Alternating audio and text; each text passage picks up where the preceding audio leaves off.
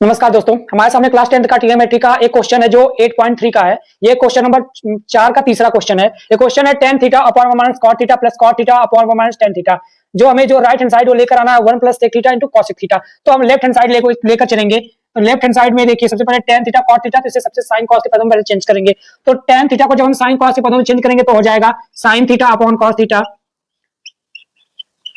Then 1 minus cos theta upon sin theta plus cot theta का क्या हो जाएगा cos theta upon sin theta पूरे के बटे 1 minus sin theta upon cos theta हो जाएगा।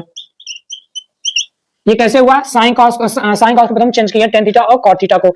अब नेक्स्ट स्टेप में देखिए क्या करेंगे, sin theta upon cos theta पूरे के बटे इसको इसके बटे 1 और इसके बटे 1। तो इसके बटे जब 1 मान लेंगे तो इसका एलसीएम क्या आ जाएगा? sin थीटा आ जाएगा।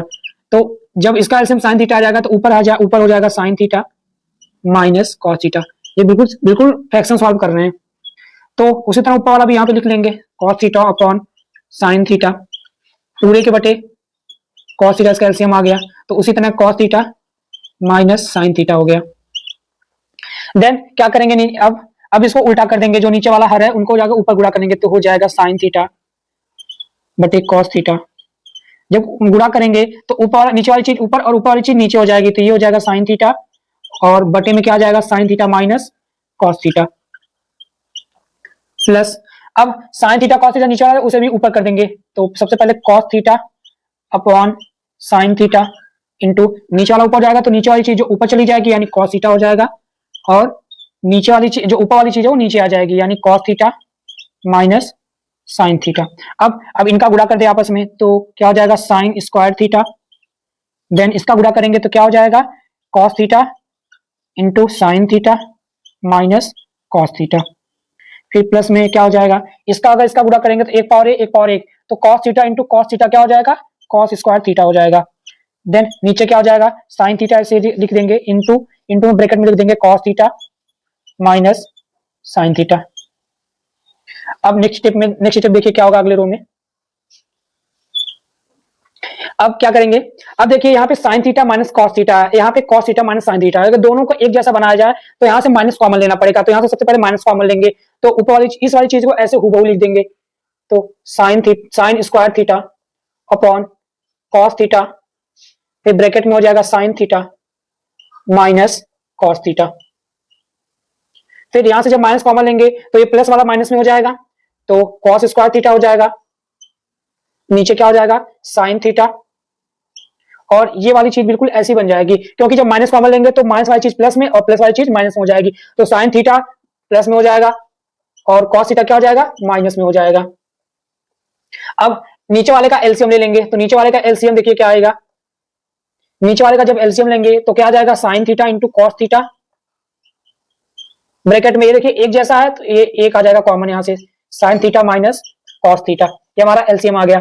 अब बिल्कुल भिन्न सॉल्व करने जैसे फ्रैक्शन सॉल्व करते हैं। यहाँ देखिए cos theta into sine theta minus cos theta है तो यहाँ से इतनी चीज ये कट जाएगी तो बचेगा क्या sin थीटा। sin थीटा का जाकर गुणा जब sin स्क्वायर थीटा में करेंगे तो क्या हो जाएगा sin क्यूब थीटा हो जाएगा।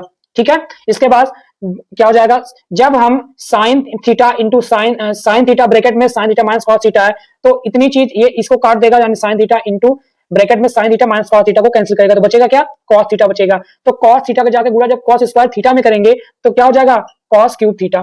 अब यहाँ पे एक फार्मूला लगेगा, कौन सा formula, a cube minus B cube. a cube minus B cube का फार्मूला क्या होता है, फर्स्ट ब्रैकेट में a माइनस बी और सेकंड ब्रैकेट में क्या होता है a square plus B square plus A B होता है।